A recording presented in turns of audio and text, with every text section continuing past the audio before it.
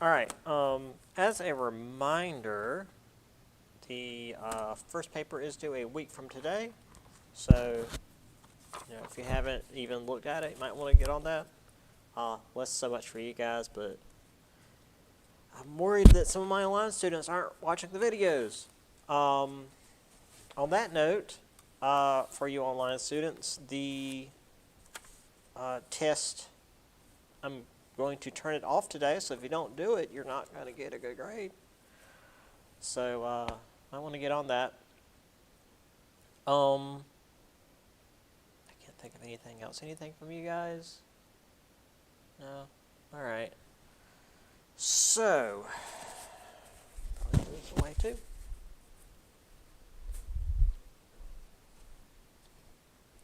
We ended on the big topic of this chapter, really, Charlemagne. So, the son of, I'll just go back one real quick, Pepin the Short, who was the one who actually got his line as the next, royal family, although Pepin specifically was not made a king.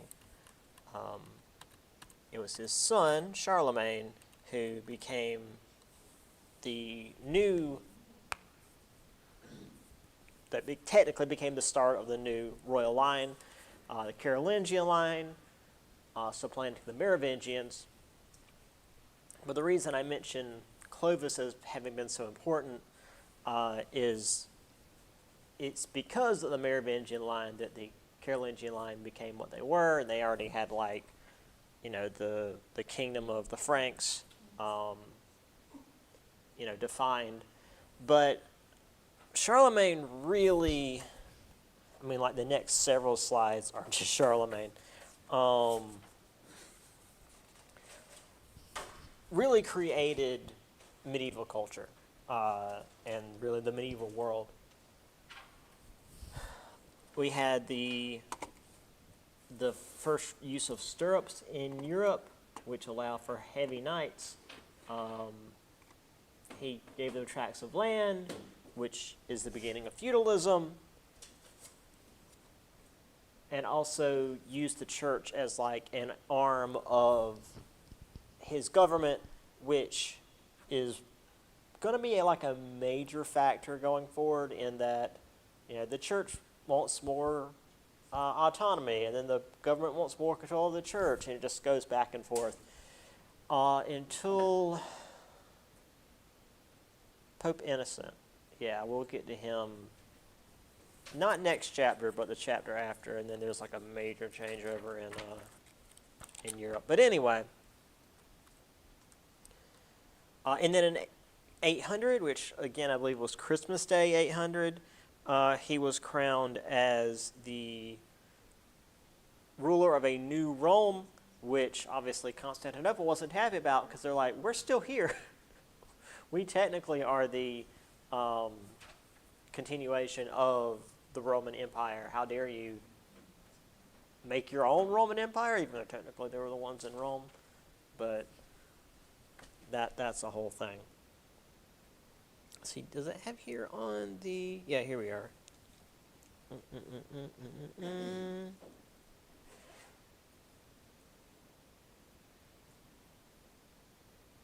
Pope entered an actual ceremony. Pope had made an emperor, and that was the exclusive right to do so. Yeah, that was a whole thing too, where Charlemagne going to the Pope to be crowned as emperor became a major part of European tradition, because as we'll see next semester, that was also something that Napoleon did when he declared himself as Emperor of France and all of this other stuff.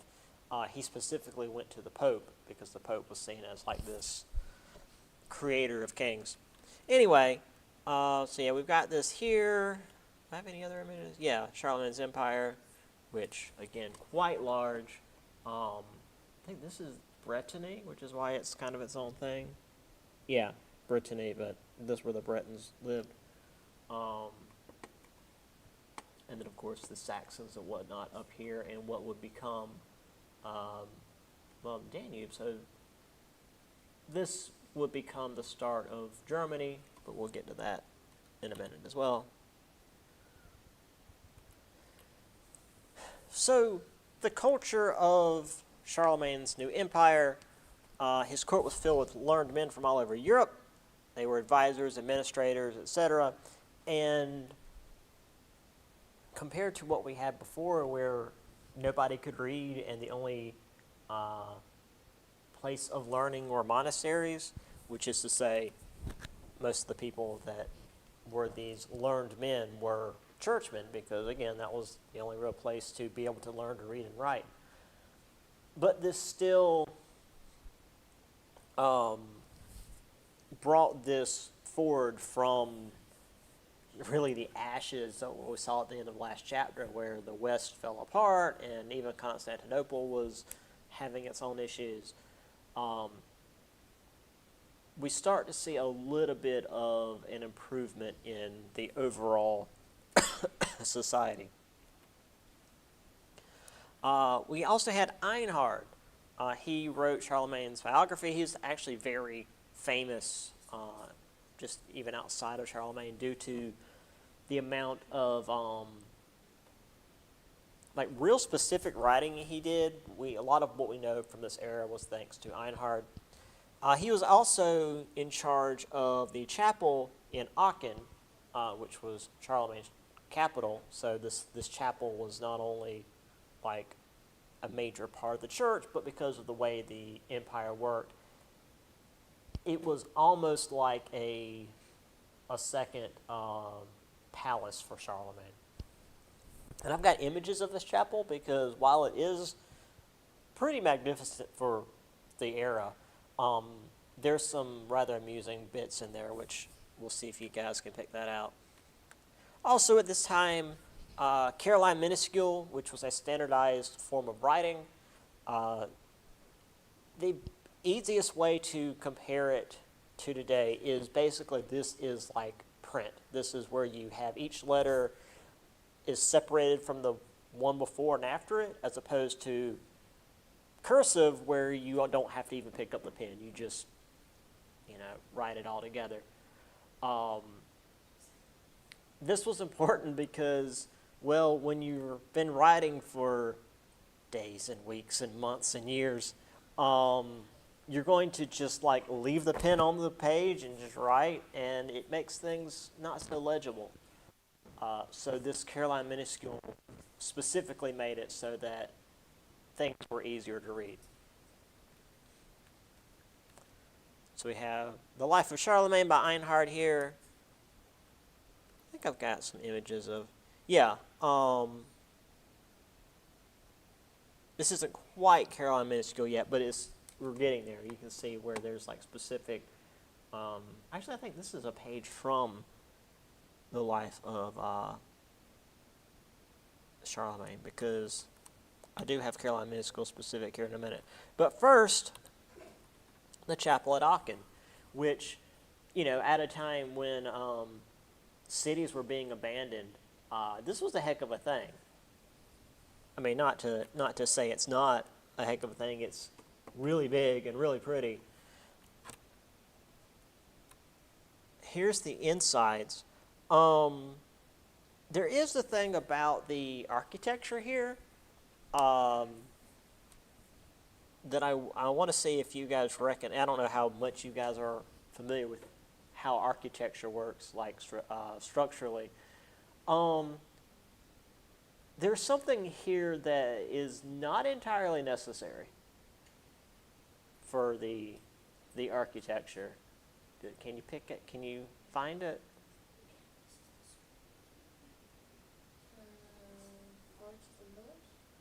Correct, because both arches and pillars are like load-bearing structures. Like you can have an arch without really any other support because of how the arch works. I mean, as you can see down here, this real big arch, all the weight is right here in the middle. You don't need to have arches and pillars. And even worse, look at this one. The arches or the pillars aren't even touching anything. This was, and the only reason I even noticed any of this was my professor mentioned it, But this is an example of like them trying to bring back all the old styles of Rome and Greece and not even really thinking about the point of the arches in the, or well, the arches, yes, but the columns not so much. The columns here are just decorative. It's like a, modern day, like a lot of homes still here in the South have like columns on the front that are typically hollow and have nothing to do with the structural support of, say, the porch that they're a part of. There's a whole separate thing about why we have so many columns here in America, because our founding fathers were nerds and loved, this era as much as the guys building Aachen did. But again, it's not at all necessary. That said, there was still a lot of really fancy architecture. I mean, this is a vaulted ceiling where you've got not just the arch, but like multiple arches together. So there's a bunch of weight being put right here in the middle because that's where it all focuses. Really, really fancy. And then obviously, again, stained glass windows. Not the sort of stained glass windows we'll see in the High Middle Ages, where it's like really open and bright. You can see there's still a lot of structure going on here. But still, like really, really fancy for the early Middle Ages, which is typically seen as having no sort of culture. Here again is the inside of the church. You've got your organ back here, this like really fancy pants. That's not even a crucifix. That's just like Jesus in a sunburst. But then you can see how large it is, because here's the people down here at the bottom. Like, this is massive. And again, for this era, absolutely wild, because this is all stone. There is no kind of like modern day sort of structural support in any of this. It's wild what they were able to do. Obviously, the lighting is modern, but you still do have like the light coming in the windows. It looks like there's a door back here.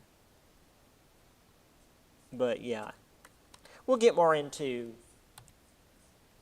that sort of thing, the Gothic architecture, once we get to that era. But this was like a last gasp of that really magnificent building until things sort of went downhill. Here's Caroline Minuscule. You can see where the letters are more evenly spaced apart. You can tell what's going on a bit better. Now, granted, this is still like early English, so this is not at all something that we could read. Actually, this wouldn't even be English yet. This would be, I guess, Latin. Yeah, 'cause England isn't a thing yet. Speaking of which, much like we saw with Greece and Rome, Latin became an official language across Charlemagne's empire.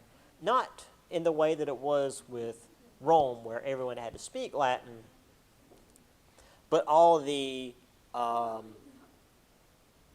royal and official channels would be done in Latin.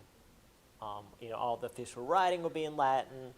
All the official, scholars and whatnot could speak Latin, but it never caught on as like as an empire-wide language. It was more just to try to show off as, oh, we are definitely the new Rome because we're using Latin. In fact, they reformed Latin as it was in the day to the old classical Latin, because language changes over time, as we're well aware. But around the empire, most people who were speaking, just regular languages were wherever they were, Italian, Spanish, French, etc. So while it was Latin derivatives, it was very much the vernacular. They weren't learning to speak High Latin. Most of the art of the day were illuminated manuscripts, as I've briefly talked about already. where once again monasteries. I need to make sure that my sound is on. I always forget to check that. I mean, I usually check it at the start, but who knows? It might have switched off. Nope, it's on. Good. Monasteries were the center of language, culture, education. So monasteries and the church in general were really leading the way in terms of bringing culture back to Europe. So I think I've got a couple of illuminated manuscript. As you can see here, very little is actually written. I mean, this is what, 5 lines? And the first 3 barely even count because you've got this big freaking S. They've got like images up here. I'm not exactly sure what's happening.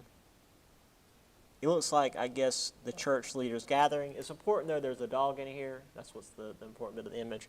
And then all this like side stuff too.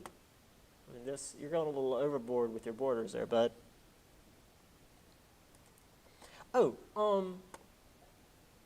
quick art history question. Does anyone know why dogs were often depicted in images? Like what they represented? It wasn't just because the artists liked dogs, which might be part of it, but what does a dog represent, especially in what you would think of in the Middle Ages?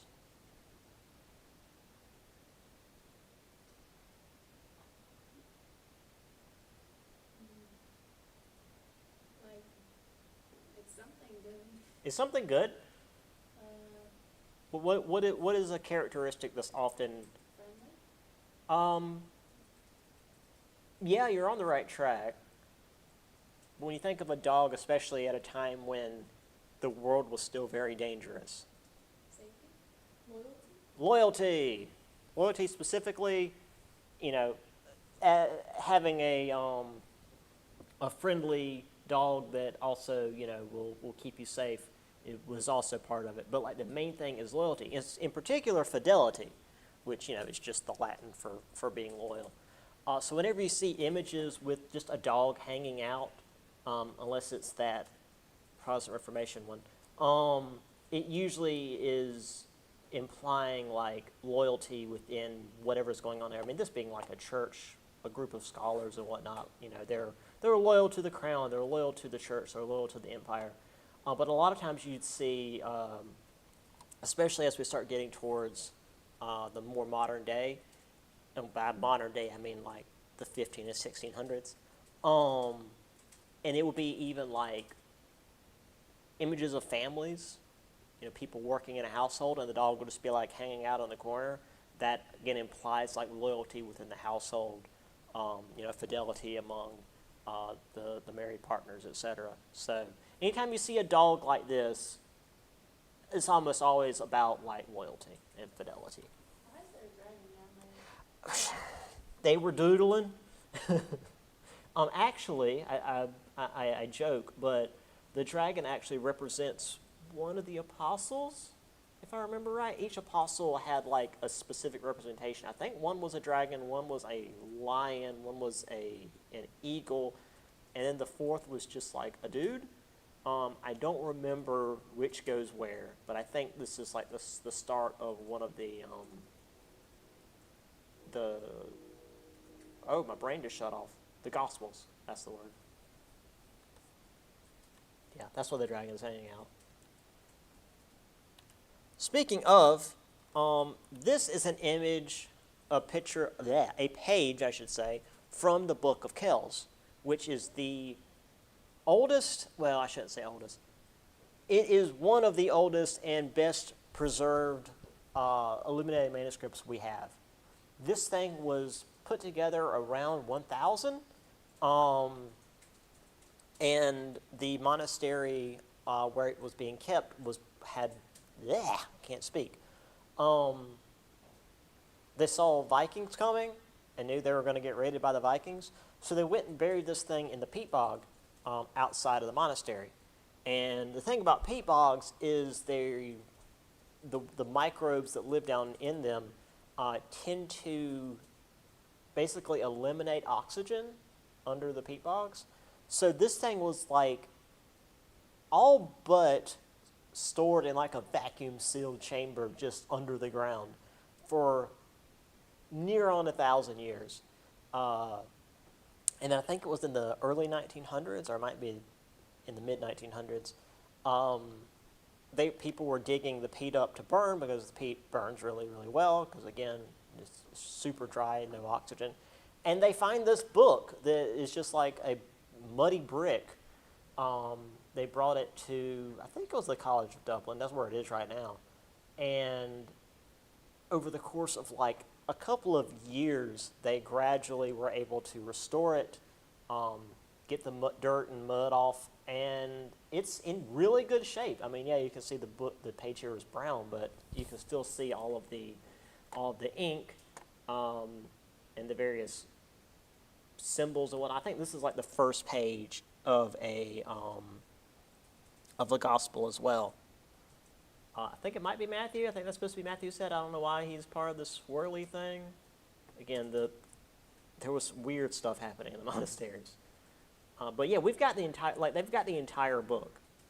And in fact, I went to the College of Dublin while I was in Ireland, and they've got this whole like, museum section essentially. And the Book of Kells is just there under a piece of glass. And apparently every day they lift the piece of glass, turn the page, and put the glass back down. Because it's in such good shape, you can just do that. So that every time you come back to the museum, you'll see a different page. This is one of the most famous pages because it's just so striking. But the whole thing is pretty much legible if you're able to, read this script anyway. Obviously, I can't do that, but if you're trained in this, you can just read the book, this 1,000-year-old book, because it was surprisingly well maintained. Which again, they used parchment, so essentially leather, and then this thing was crammed down in a place where it wouldn't rot. And here's just another page. I don't know all what's going on here. It's hard to really even keep up with it all. But it was to keep the monks busy. Here we are. I don't know if this is in order, Matthew, Mark, Luke, and John, but one's a dude, one's like an eagle.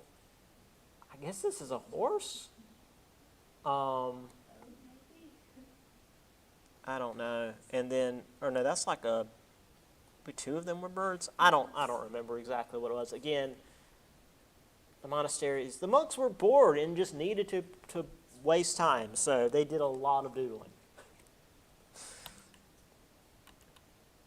Like I said, I've got a few. This is, having seen the Book of Kells in person, it was really neat.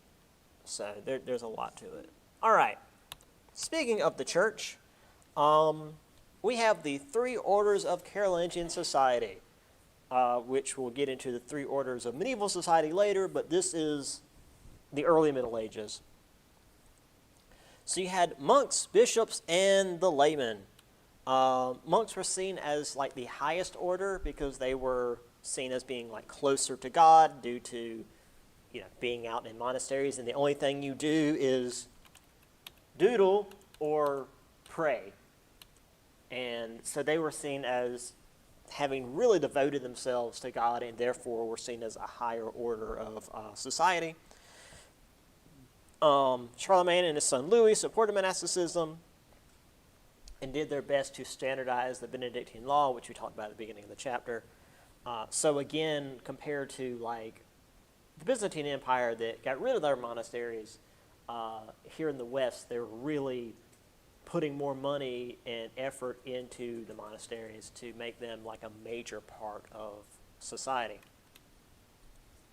Then we had the bishops, who we've also already talked about.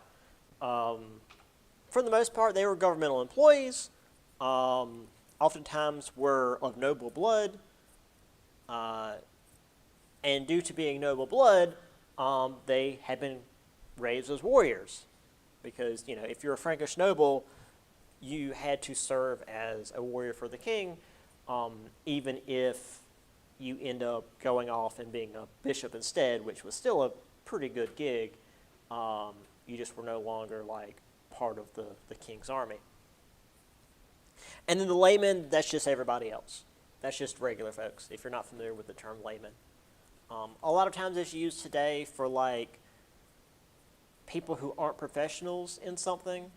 For example, if say, well, I can give an example. My tire was completely flat yesterday, which sucked. And I'm no mechanic, so my ability to change the tire would very much be a layman's skill level. Now, granted, changing tires isn't that big a deal, except for when they put the bolts on with a freaking impact hammer, and they're almost impossible to open. So that's a whole thing. But yeah. So in this era, the laymen are just everybody else. It's people who aren't part of the church. So here you have the monks, and then again you can see here Benedictus. You can read some of it sometimes. So this is Benedict of Nursia giving the rule or way of being monks. So on to what was actually happening during that period. Let me see what we have here. Right. So the agriculture wasn't great. For the most part, the economy was a subsistence economy, which is to say you're growing enough for you and your family to eat, and that's about it. There was very rarely enough to actually trade with other people to get other stuff. You grew what you could, and that was typically enough for you to not starve.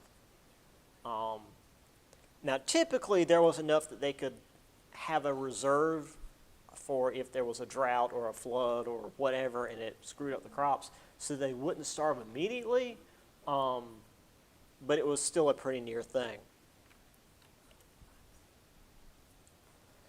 So this this was about Charlemagne, monasticism, or manorialism, monasticism we already talked about.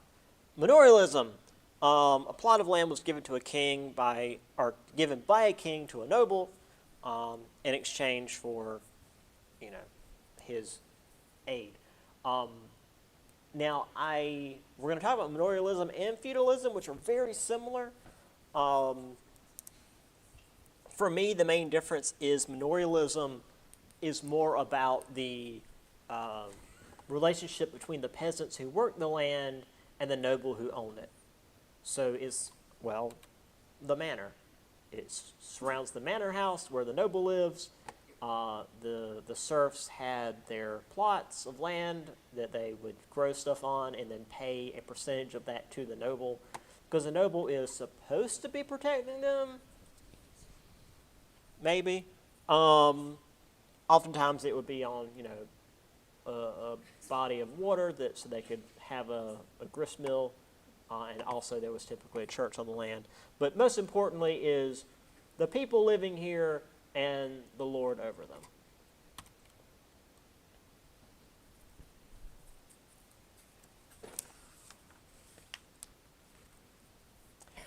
And then things go to garbage. So Charlemagne apparently had only one remaining legitimate son. The others died in, let's say, mysterious circumstances.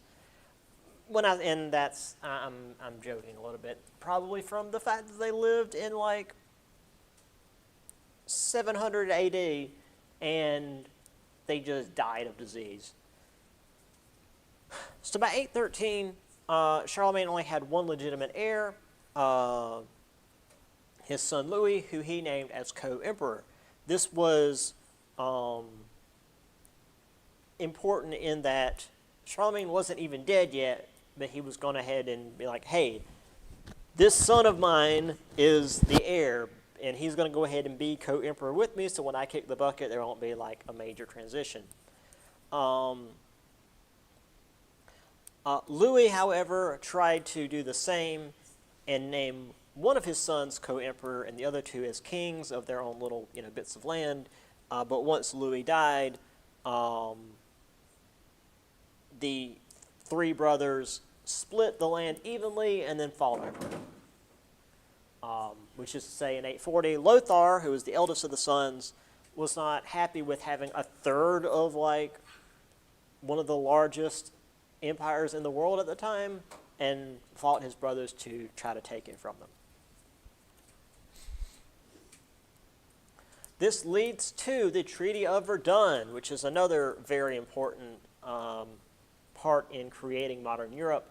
The kingdom was split into three parts, so each brother, had a section of it. This would have been what it was to begin with, but Lothar had to get greedy. Surprisingly, this didn't end with Lothar or either of his brothers being killed. They fought for a little while, and then were finally just like, fine, we'll do the three parts. And I have a map here.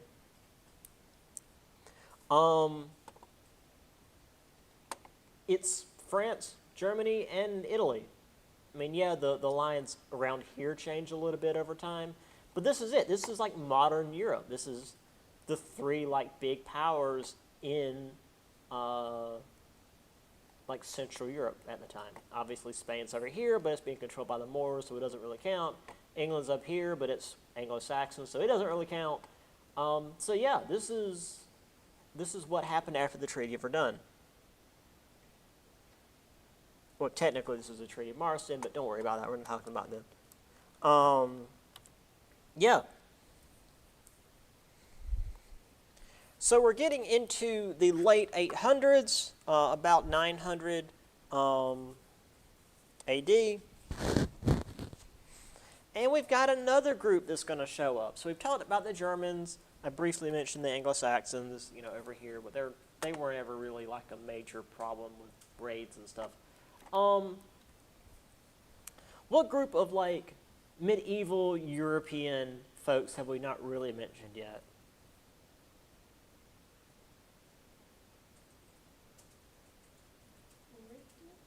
Hmm? Well, the Anglo-Saxons were in Britain. They don't become Britain until after France invades them.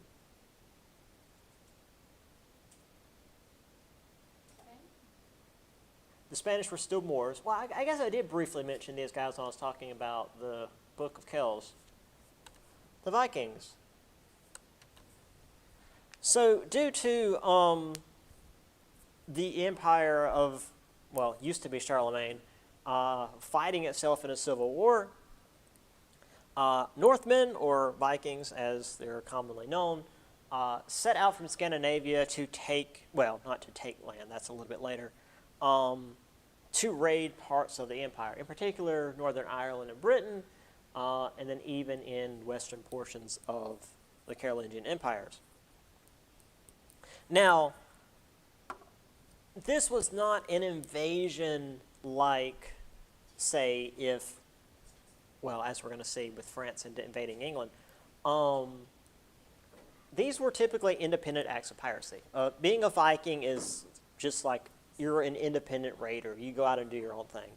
This wasn't Norway, Sweden, and Denmark sending out like a political invasion of another country. These were just dudes. Unfortunately for what was left of the Carolingian Empire, these dudes were just really good at what they did. In particular, they had shallow-bottom boats, which could also stand up to ocean travel. So they were able to use these boats to make it across the North Sea, hit England, Ireland, and then, of course, the rest of the Carolingian Empire, making their way up rivers. So anywhere next to a river would be potentially under attack by the Vikings. And considering you needed running water to survive, most people lived on rivers. And if you didn't live on a river, you were probably within a day's walk of a river. And the Vikings were more than happy to park their boats up and march inland about a day to hit major settlements, and in particular, the churches and monasteries, because they had a lot of resources, a lot of riches that were not very well protected. Because, I mean, the churches are running the government at the time, and they're going to have lots of gold and silver because, well, I already showed you guys Aachen. But the Vikings went everywhere. When we think about the Vikings, it's mostly up here in England and Ireland, maybe sometimes along the northern part of Europe. But they went down into the Mediterranean. They hit parts of Italy. In fact, my Italian friend actually can trace her bloodline to these Viking attacks. Because, I mean, obviously when you hit a place, some guys are going to stick around.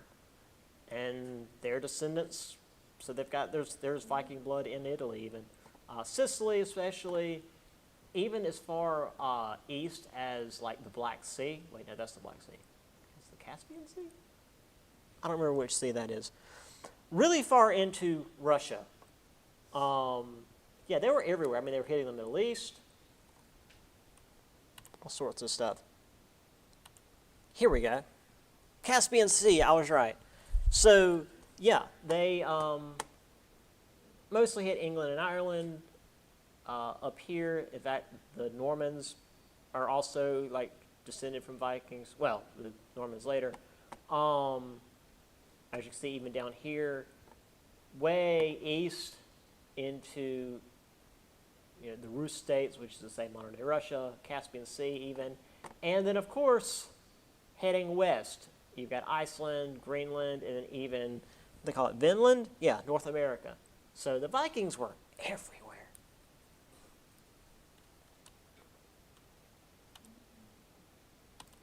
So you've got the various longships, which use a sail, and then once you get into the rivers, you pull out the oars and just make your way up the river.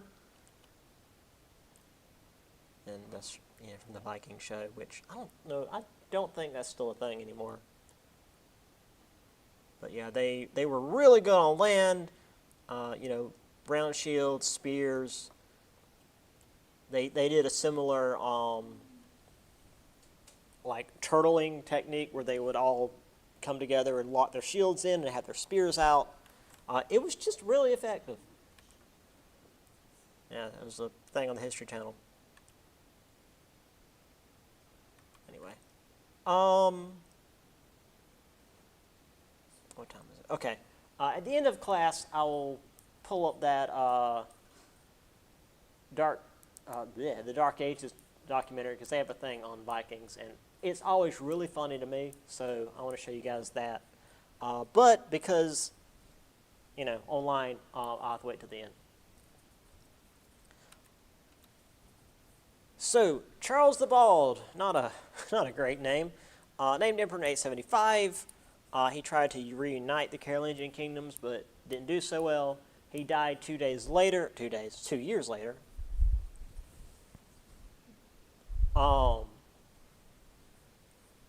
Retreating through the Alps after trying to help the Pope. So yeah, he went down to assist the Pope in fighting off, I guess it was the Lombards again, some group of Germans, and failed in that, tried to make his way back across the Alps, and died in the process. So, not so great. Charles the Fat, once again, not great. Emperor in 881. In fact, he had such little power that after Paris was besieged by Vikings in 887, his nobles just overthrew him. And I don't think it was Charles the Fat. There was another ruler. Let's see.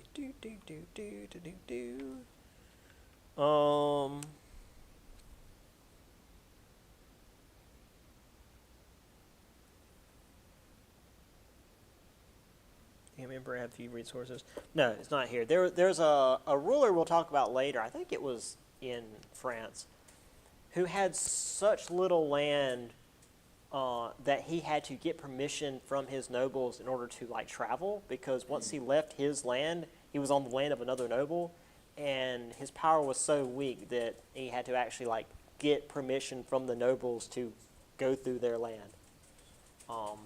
Yeah, that comes a little bit later. So Charles the Fat was considered the last legitimate Carolingian ruler. We'll still see a few other ones in different areas, but apparently they were not as directly related. So yeah, as powerful as Charlemagne was, and as important as he is for the creation of Europe, it all fell apart really quickly. I mean, just like with Alexander the Great, he had this massive empire, and as soon as he died, it was split up and immediately started falling apart. Speaking of, I meant to say this at the start of class, and I did write it on the description for the video. The guy who's like directly related to Charlemagne, that's Sir Ian McKellen. I said he was Count Dooku, and also not Saruman, Gandalf, if I remember right. So yeah, and much like other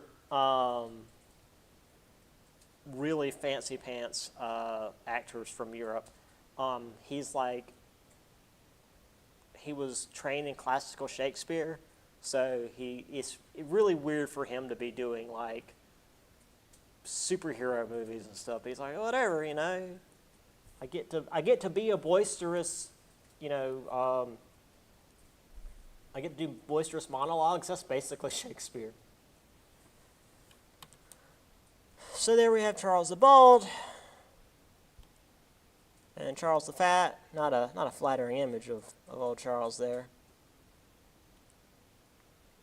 Here is Paris being besieged by Vikings, which was not something they usually did.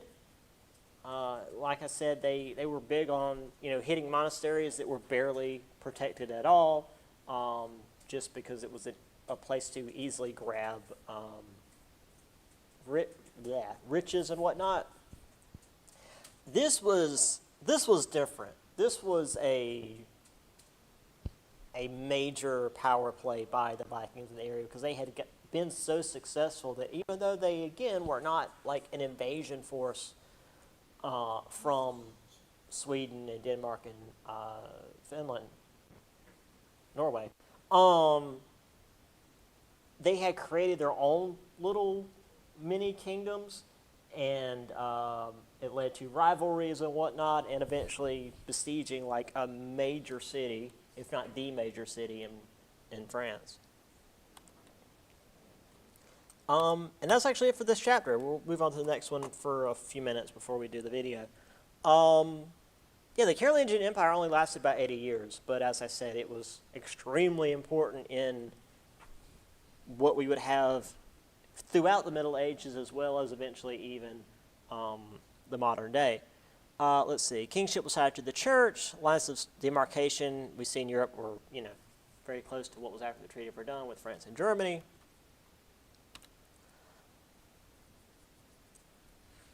So, while Constantinople was becoming weaker, the Islamic forces were continuing to invade.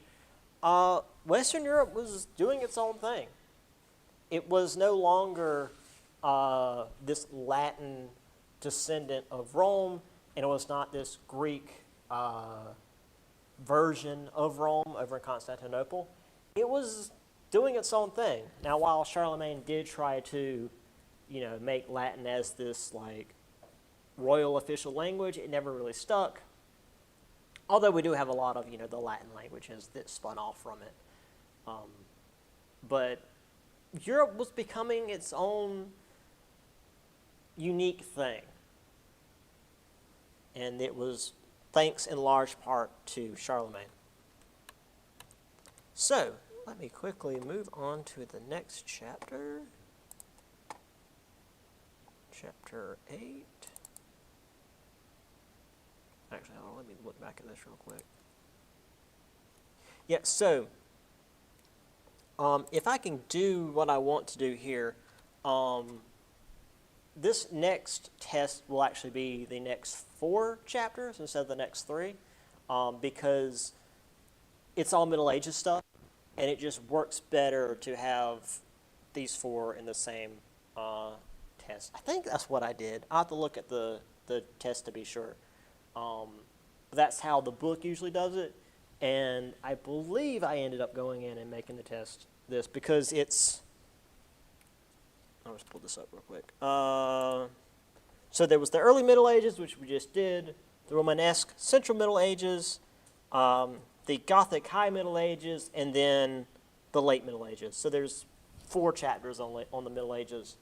And I think I squished them all into one test, which means that it's still only 50 questions, so there's actually there are fewer questions per chapter.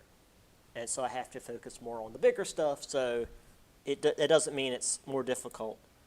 It just means that there's less per chapter. All right. So after the Carolingian order fell apart, the powers in Europe quickly decentralized and started to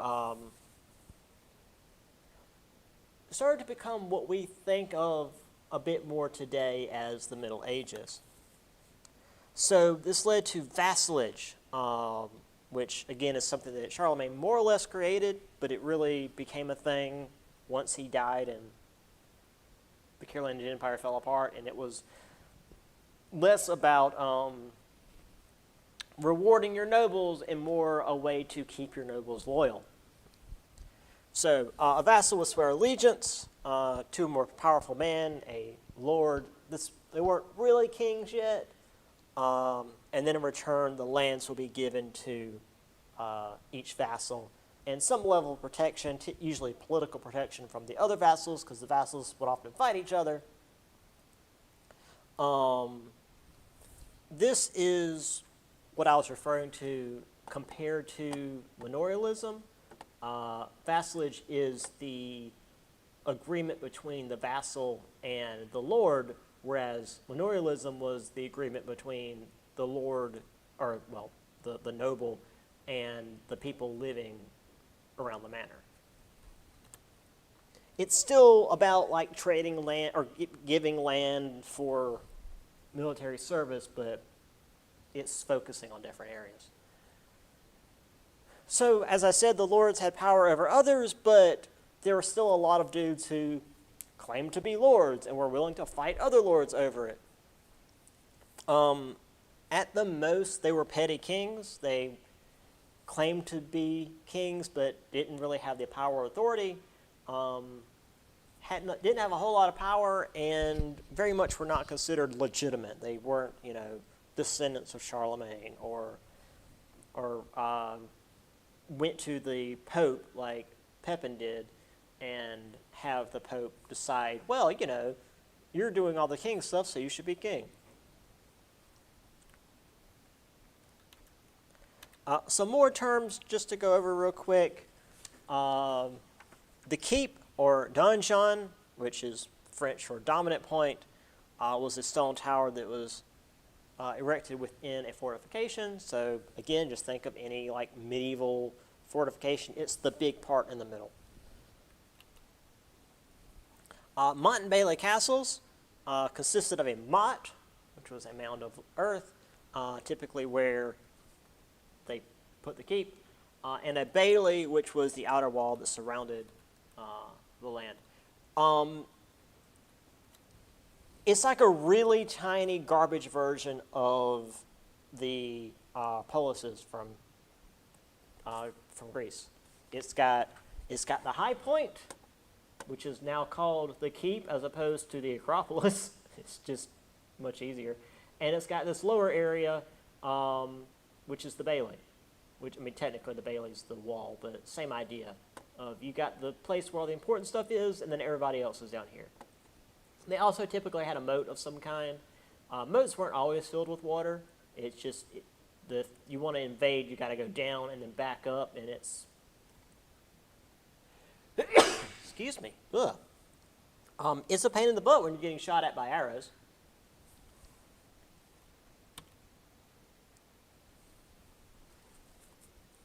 let's quickly get into, the next major leader was Otto. So in 911, last Carolingian king died. The Duke of Francia was made king. He didn't have a lot of power, but on his deathbed, he made Henry the Fowler the next king. So he was a Duke of Saxony, defeated the Magyars, which are modern-day Hungarians, attacked the Danes and forced them to sue for peace. So he, long story short, Henry the Fowler made the area safer, at least temporarily. More importantly than Henry the Fowler, though, was his son Otto the Great. The reason we go all the way back to, this dude, was this is how the succession went. You've got the Carolingian king that died.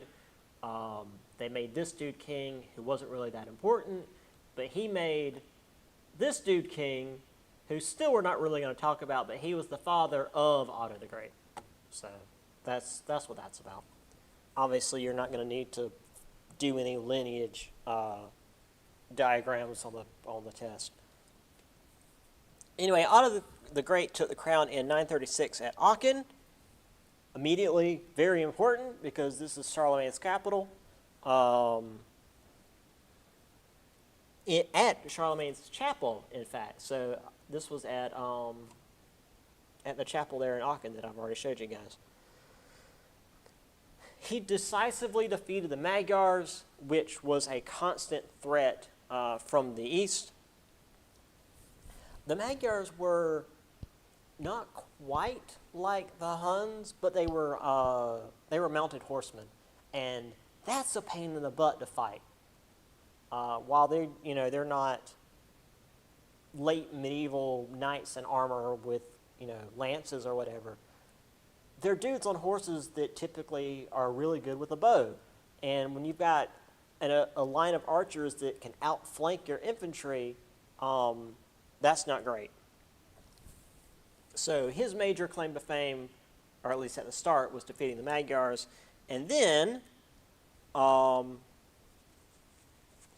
he was named emperor by Pope John XII after rescuing the papacy from the king of Italy, because again, not everybody gets along.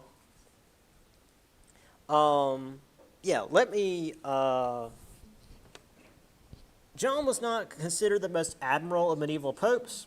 His critics charged that Pope John had ordained a deacon in a stable, accepted money to ordain priests, which, that's just going to be a thing going forward. Committed adultery with 4 women, one of whom was his niece. Okay.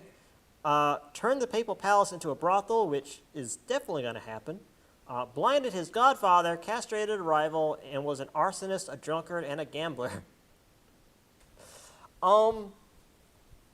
Despite all this, Otto understood that the papacy was still considered important and went in to save the day, but because he was very intent on the papacy maintaining its legitimacy, John was deposed the next year, and Otto began working on organizing the church to be more, stable, less corrupt.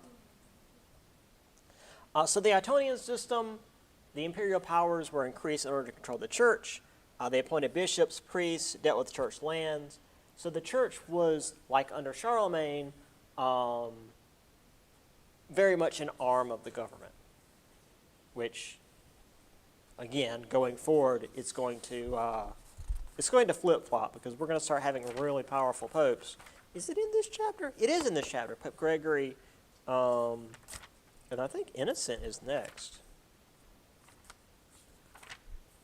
Yeah, so we're going to get into really big papacy stuff a little while later. So after Otto died, his son Otto II took over, and then after Otto II, his son Otto III took over, because they were really creative in names. However, Both of them were garbage, and by the year 1000, the Ionian dynasty was pretty much gone. But we saw what was a brief return to the era of Charlemagne, because Otto the Great, it's in the name, was a really good ruler and took a lot of land, as you can see here, and managed to organize things in Europe in a way that they hadn't seen since Charlemagne. But again, once he died and his sons took over, his sons were not able to maintain what he had, and it fell apart. Yeah, I think we're in here because we have Alfred the Great next, and Alfred the Great's really cool, so I want to have a bit of time for him. So, give me just a moment, and I will pull up the Viking video, which is very amusing. It's one of my favorite bits from the Dark Ages documentary. And for you online folks, I will link it with everything else like I always do. So,